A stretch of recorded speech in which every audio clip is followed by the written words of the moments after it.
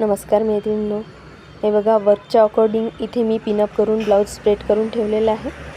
ह्या प्रकारचे ब्लाऊज मैत्रिणींनो आपल्याकडे नेहमीच येत असतात, तुमच्याकडे पण येत असेल, माझ्याकडे पण नेहमी येतात।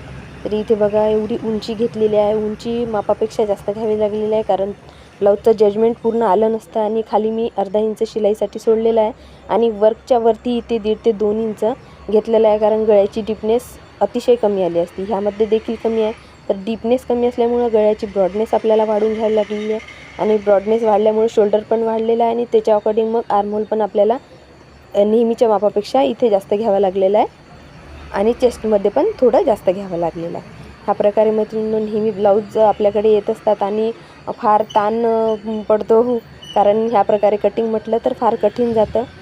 कस्टमरला ते कळत नाही, परंतु आपल्याला माहिती असतं की आपल्याला शिवताना किती कठीण जातं ते।